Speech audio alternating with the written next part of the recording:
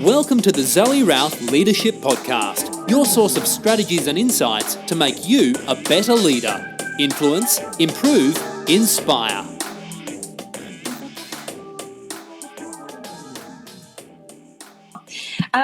It's Zoe Routh, and I'm here with the fabulous Scott Stein. So excited for this interview. We've been having a few months to line it all up. And as Scott said, he's easing into the year, which is fabulous. He's an author of many books, and I've got his latest one. I think it's your latest one, Leadership Hacks here. It's a wonderful handbook. I recommend it to all my clients. He is a partner in Thought Leaders Global and a stalwart in Thought Leaders community for forever, like 20 odd years or so. And it's such a delight to have you here, Scott. Yeah, thanks, Zoe. It's great to be here. Indeed. Well, the first question is, you got a really funky accent. Like, I know I have a Canadian accent. What's your story? What's your accent? Where are you from? Yeah, it's kind of an interesting one. I grew up in America, grew up in Michigan, up on the border of America and Canada. But my parents lived about 3 hours from the Canadian border, so it's a little bit Canadian, right? Drinking age in Canada, 18. America was 21 at the time. And I came out to Australia almost 25 years ago. Came out on a holiday, fell in love with the country and the people, and there was a woman involved. Funny that. And, ended up staying. It wasn't the plan, but, it just kind of all came into place the way it was supposed to. Did you marry an Aussie then? Yeah, I did. It was a funny story. I was hitchhiking from Canberra to the Snowy Mountains. I was about to go bush. So I used to be an adventure guide, and I was going to do a Bear Grylls. So I was going to go to the Snowy Mountains with just a special knife. I was taught in the Apache tradition.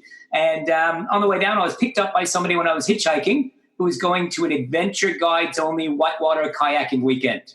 And we hit it off in the car, and he said, "We got an extra kayak. Why don't you kind of spend the weekend with us?" And I was going, "How good is that?" And ended up meeting the owners of the company, and that's how I met my wife. She was a guide for the same adventure guiding company. So who would have thought? Yeah. Oh, that's so cool. We have so much in common. Like, you grew up not far from where I grew up. I grew up in Winnipeg, just over the border, not too far away. Yeah. Also an outdoor leader. I married an Aussie, but he was nowhere near an outdoor guide. He's a lawyer. There you go. Now, something you mentioned in your bio there, you were trained in the Apache way. Do you have Apache background in your heritage? No, not Apache, but my great-great-grandmother was a Cherokee medicine woman. So the unfortunate thing is, in that time, the Cherokees were kind of hiding in the hills of Tennessee. So they kind of hid from the U.S. cavalry that moved them to Oklahoma. So my kin, which is what I like to call them, are all kind of Appalachian mountain people. So she married a white man, broke the bloodline, and was banished from the Cherokee tribe. So really interesting history. So it wasn't passed on very much. I've always been drawn to the Native American approach and philosophy, and that weaves into a lot of the things that I do. But I was fortunate enough to come across somebody named Tom Brown Jr., and he was trained by an Apache elder about Native American survival and wilderness and philosophy. And I studied with him over about a 10 to 15-year period. Yeah, wow. That is so cool. Do you still maintain your relationship and contact with them? A little bit, yeah. But I also reach out to other tribes. I was just in America and met with some Apache, Yakai Apache, and then Navajo. I was in the Grand Canyon, and we would spend some time on the Navajo reservation. Because my eldest daughter is doing a bit of a HSC project on it. So still very much in tune with that, and always exploring and opening up new doors as well. Wow, that's amazing. And since you've been 25 years in Australia, have you had much involvement with any of the Aboriginal cultures here? Yeah, a little bit, not a lot. I did a couple of little things up in the North End and things like that. Not as much. I reckon that'll happen a little bit later. So always open to it, of course. Yeah, it's all about relationships with Australian mobs, that's for sure. You talk about ancient wisdom. I know that's one of your keynotes. Can you explain a little bit about that? You weave this background, all the experiences you had and all the intelligence that you got from these experiences. What is it about ancient wisdom that you can bring into contemporary leadership practice? Yeah, I think one of the interesting things is today we get so busy with things that technology rules our life, and a lot of times we forget what's really important. And I think the native people had a very good balance of what was real and what wasn't real. They were in tune very much with themselves and the environment around them. And I think one of the things that I find, especially today in the corporate world, is we are so insulated from the real world. We drive in our cars with our air conditioning. We go to an office that's a box inside a box in air conditioning. We don't get outside. We go to the gym inside in a gym.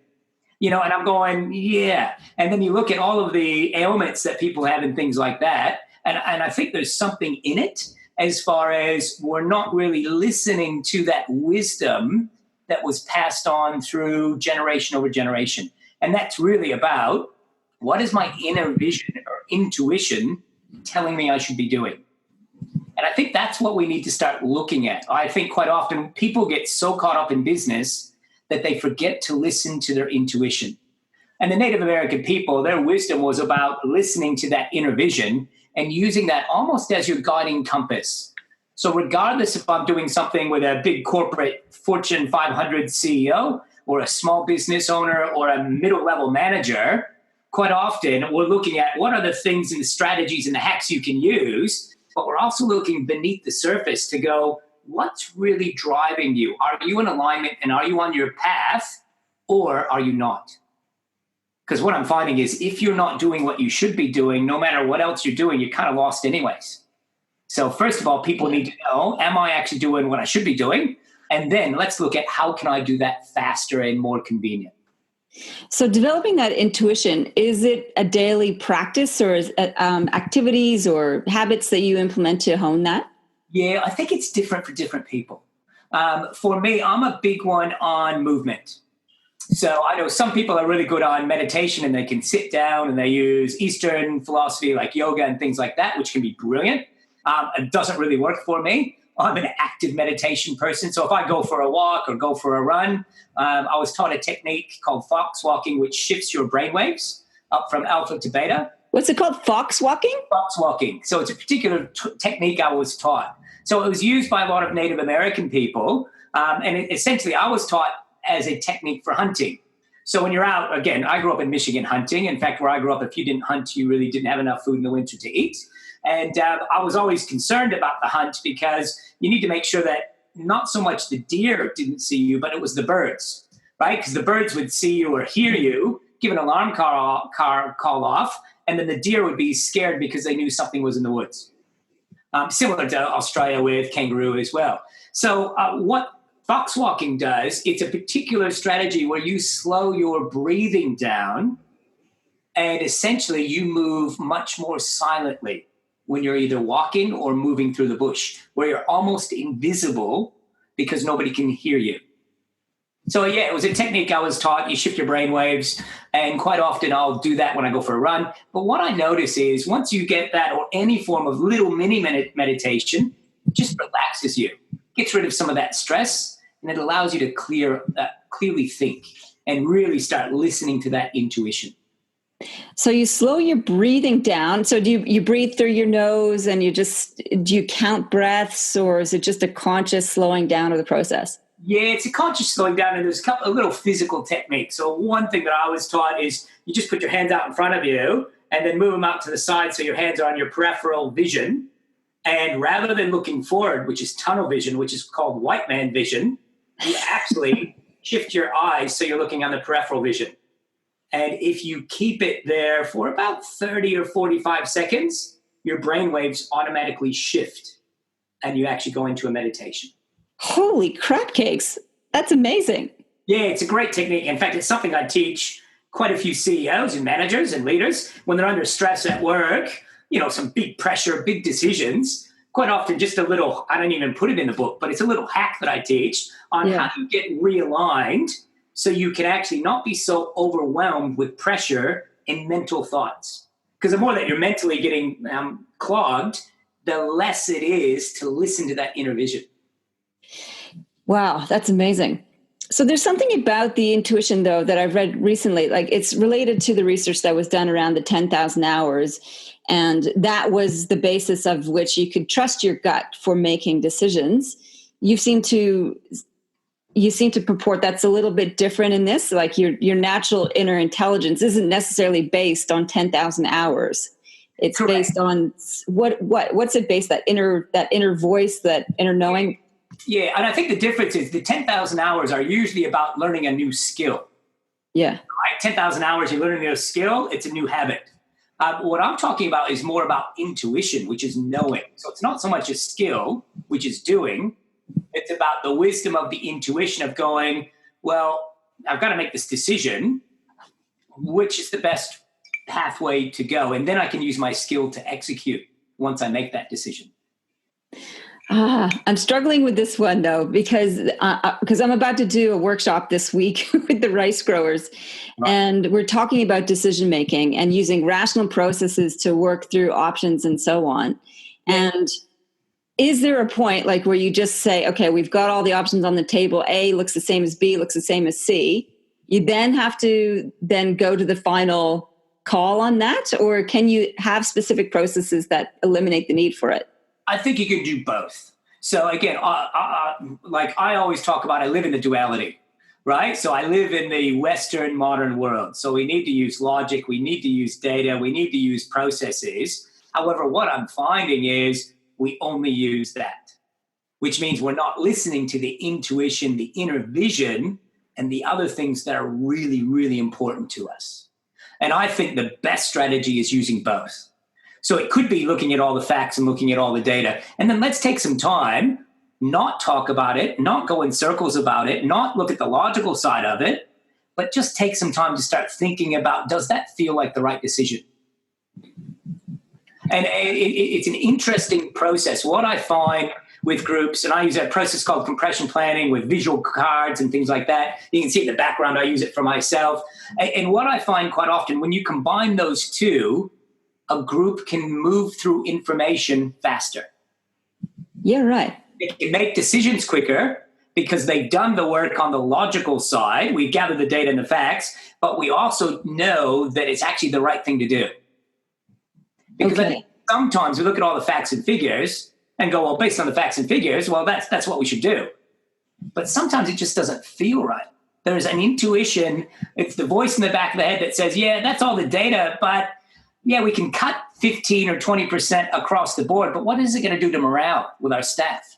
So logically it makes sense, but you know what? There's something else that we need to listen to that's more than just what the facts and figures show. Yeah, I wish leaders would do that way more often. You see these decisions happening all over the place. Slashing 6,000 jobs, sure, it makes sense. And what is the long-term impact of that? It's traumatic. Yeah, and I think sometimes they have to do that. Like if they've inherited something, there's no way through. And I think some of them do it really well because they don't just announce it and suddenly it's a shock to everybody. Yeah. I know some leaders that they knew it, they went around, they actually talked to people before it was officially announced. And everybody knew that was one of the options. And they kind of go, well, there's not much more of another path that we have to take. Yeah. The ones that go into closed door meetings and everybody's surprised. And to me, that's the difference of true leadership.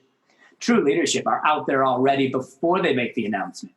They're already bouncing the ideas with people, and they're already being honest and saying, hey, one of the options that we're looking at could be we're going to have to get rid of a number of people or jobs or processes or something just to survive the next year or two or a couple of years. Yeah. So you mentioned it's behind you. I can see it in the video. I'm dying to ask. So you talked about this is a visual process for planning that you use. Can you just talk me through a little bit about what you've got on your board there and how you use it with leaders? And that's one thing I was doing for some of my PR with my last book. And I just kept it up there because I kind of go back to it now and again.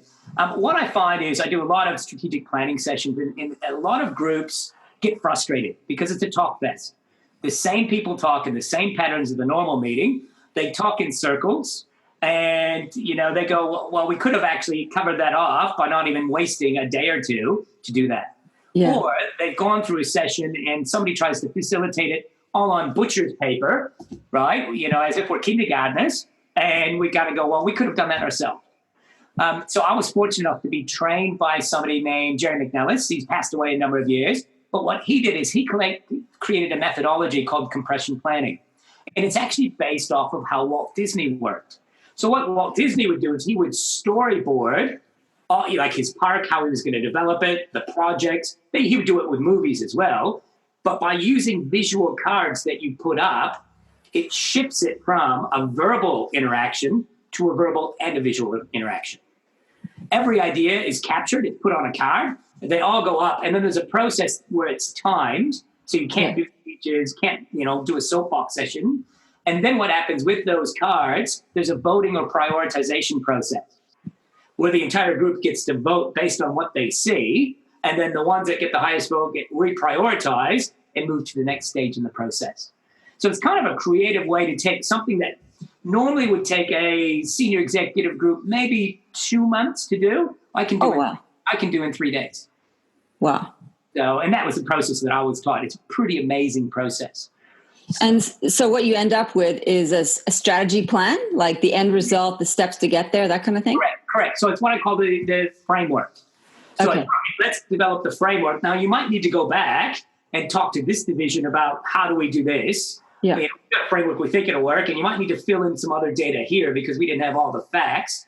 But usually, even a 2-day compression planning, I've got my admin manager, Kat, who captures all the ideas. Within 24 hours, they'll have about a 35-page document that has the entire framework for them. And again, this is just another method of what I call leadership hacks. How do you... That's in your book, right? That particular methodology is in your beautiful book? Yeah, it is. It's in the last section, which is about team hacks. And one section is about how do you hack your team meetings. And I talk about the different types. And that's one of the kind of planning strategy meeting formulas or methodologies I talk about. By the way, I love this book, Leadership Hacks. I think it is one of the most useful things that's come out in the leadership space in a long time. I've recommended to a lot of my clients. The delegation framework we have in here is fantastic. It's so simple and straightforward, and it just eliminates all the delegation issues that people have. The typical one is people struggle with delegation because they don't trust their staff to do it to the right level. It's like, well, how did you delegate? Well, I told them to do it. Yeah. And that was it. What do you see are the major mistakes that leaders make when it comes to, let's say, delegation? Yeah, I think it comes back to how most leaders were taught. I think about when my first job was on a farm.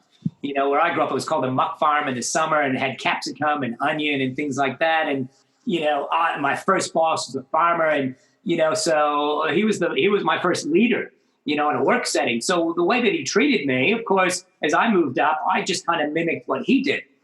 And I think that's what happens with a lot of leaders. And if they're lucky enough to have a great leader when they first come in, then they actually learn some really great things. But if they get the opposite, quite often they don't learn some of those quick strategies. And delegation is a big one. What I find, I would say most leaders or managers don't know how to delegate. So what they do, and it usually happens as a process or a pattern. So let's say you get promoted and you become a leader, right? So you're now a manager of a team of people, and most people have the best intention at heart, and they go, all right, I want to empower my people. So you decide you're going to delegate something to one of them, right? And the challenge is they may not do it in the time frame you wanted, or they may not do it the way you want it, right? So you might give them another go, and they still don't do it. And usually the excuse is, I'm so busy with everything else on my plate, I just didn't get around to it. So that's what I call level 4 delegation. It's the highest level, and that's where most leaders stuff it up. So what commonly happens is you go, well, I don't want to risk my reputation as a new leader of not getting the job done. You go from level 4 all the way down to what I call level 1. And level 1 is you stop delegating and you do it yourself. And this is a knee-jerk reaction that I think most leaders fall into. Right? And they go, well, if I didn't waste the time trying to delegate, I could have done it myself and it would have saved me the time and the headache anyways. Right? Yes, totally. Level 2 is one step above that. And level 2 is actually sitting down with them and having a conversation with them around, all right, here's a task. And it starts with what I call an ask. It's not a tell. It's not a, I want you to do this, this, this, and this. It's, here's a task that I think we need to do. I want to see if you can do it. But before you take action, let's have a discussion about what the steps are you think you need to take to accomplish this task, right? And the thing that I talk about in the book on level 2 delegation is map it on a sheet of paper or an iPad so all of the ideas are captured, right? And this is a really important thing for a lot of managers. We have a lot of discussions. We don't have them capture any of it. They leave, and then they forget what 3 or 4 of the steps were, which means it takes them longer to remember it. So step 2 is actually about mapping it, discussing it, and then letting them go off and having a check-in along the way. So that's a real coaching approach, because it'd be so much easier, supposedly, if you just said, okay, these are the steps, this is the order, and go and do it. Yeah. And what I find is when managers or leaders go to level 2, what they're doing is they're actually teaching problem solving and project management skills. Yeah. Right. And what you can do is you can do that for a while. And what I find for a manager, once they do that with their staff and it depends on the staff member, some staff members, you only have to do that a couple of times and they've got it. And you can move them to the next level. Other staff members, you might need to do that for 6 months. And then suddenly they get it. And that's what the beauty is level 3. So you got level 2. Level 3 is, all right, here's what I want you to do. I want you to go and map it on one sheet of paper. Show that to me with what your steps are, what your time frame is, how you're going to execute it, because there might be an email I forgot to tell you about or whatever else. And then I'll have you action it. And the minute you get people from level 2 to level 3, that's when things get much easier. Yeah. Right? But what I also find is the relationship is much stronger when you go to level 2 or level 3. Because rather than me dictating to you, I'm working with you. So the question I have, like you mentioned, that it may take some people 6 months before they get that process. Have you seen, or I have anyway, certainly leaders who get frustrated by that and go, maybe they just don't have the skill to get it. Maybe they're just never going to get it. Correct. And I think that's the case as well. I think sometimes some people just don't have the capability. And so my big thing, I've got a lot of leaders, I'm going, why wouldn't you do this process in your interview? Great. Oh, I see your CV and I see that you've got all this experience. Great. And you've done this project. I would take them to level 3. I want you to actually just map out. In fact, you tell me, I'm going to map this out about how you actually executed it, what your plan was, what your check-in strategies, what the variables were. Now, if they really know and have the cognitive ability to capture and communicate that, you have a great potential staff member. That's such an... Yeah, or they'll just be fumbled. They'll go, oh, what do you mean? And I'm going, well, if you've done what you said you've done, you should have the conscious awareness to know what steps you took to achieve it. Now, some people need that little help. And once you give them that, they'll go, okay, well, the first thing we did is this, and then we kind of did this, and then so then you know that you've got somebody that kind of has that framework, but they've never really been taught how to capture it very well. And I think I've never seen anybody use that technique in an interview, and I think that would be so useful and so terrifying if you're the person being asked. Right. But I do it all the time. In fact, I recommend, I've sat in on some, candidate profiles and things like that, and I'll ask that. Now I'll work with them. So it's not just, 4x2 between the eyes, but it will be, hey, let me map this. I want to just understand the steps that you guys took. Okay. So it's about how you do it, right? So the approach lets them know that you're there to understand and not criticize. And I think that's the important thing on delegation. It's about, I'm here to support you. I'm here to support you, challenge and stretch you, but I'm not here to make you look stupid or intimidate you, or actually just kind of let you struggle. Yeah. Okay. Well, that's good. Yeah. You're not a mean guy. Well, I don't know if it's about me. I'm very big on being very direct and having people be uncomfortable. So I've used this before where staff, I've delegated, we've mapped it, they haven't done it. And then the conversation, if they haven't done it a couple of times, the conversation is, I'm going to bring the map up and go, I want to find out why you chose to not honor what you agreed to do. And I'm very specific on my language. Yeah. And that creates some discomfort. Well, I've got to be honest. I want them to be uncomfortable, right? We had an agreement. They let me down. Now, if they've been checking in, they would let me know. Yeah, sorry, this came up. I'm not going to do it. Well, if you let me know, then we're all fine. That's about honest two-way communication. But if they haven't, oh, yeah, I'm on top of it. I'm on top of it. I'm on top of it, which is a really common pattern for people in the workforce, and they really haven't started it, that's when we have the issue. Yeah. And I think that's an important thing for leaders. I think quite often leaders go too extreme. So they're either really dictatorial, they tear scripts off people, have unconscionable expectations, but they get people to stretch, or they're the opposite. They go so soft that they actually don't lead their people. Mm. And I think today we need to have leaders that have somewhere in the middle. They are challenging, they are supporting, and they are stretching their people. I like that. And I think the leadership is about being uncomfortable. So if you're creating the opportunity for people to be uncomfortable so they can grow from it, that's a growth opportunity for sure. So I want to finish with this big picture question, which is leadership out there in the zeitgeist. We're seeing it, incredible challenges in the leadership space politically around the world. We've got really a divided U.S. As you know, you probably, with family there, you've probably been watching all the politics there. We've got Brexit hanging in the balance. We've got issues at home. We've just got the Banking Royal Commission about to come out today. They're going into lockdown this afternoon to announce it, and all the challenges with ethics there. What do you see as the thread through that, and what do we need to do as individual leaders in order to survive, thrive through this kind of chaos? Yeah, good question. Big question as well. I know it's pretty big. I think a couple of things. I think one of them is the leader needs to stand strong, right? And this is what I mean quite often. A lot of leaders are making decisions that are knee-jerk reactions based on surface fact, right? They're not looking deeper, and they're not looking at, what's the real impact going to be on my department, my organization. And what I mean by that, some of the CEOs, their plan is to be there for 2 to 3 years anyways. So I can do whatever I want to make it look good. And of course, it's a house of cards. I'll leave, and the next person come in, they're going to have to pick up my mess. Versus going, no, how do I create a sustainable culture that's going to grow and thrive, even be better when I'm gone? And I think that's what we need a lot of leaders to start doing. So it's about their own approach with themselves and listening to that inner vision that I talked about earlier. I think the other critical thing is the ability to connect with their people.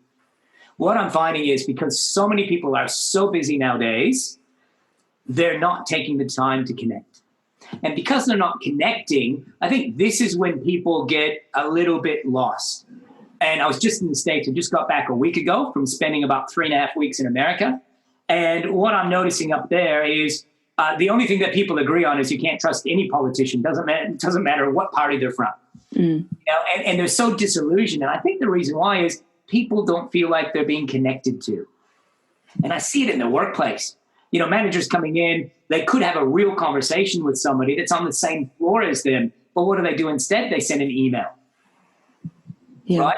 And I think that's what we need more of. I think we need more of leaders actually being more transparent about what's working and what isn't working. And I think they also need to be able to adapt with the workforce of today. What I'm finding is the younger generation are mentally so much more overstimulated than my generation, for example, which means if they are not mentally active, they get bored.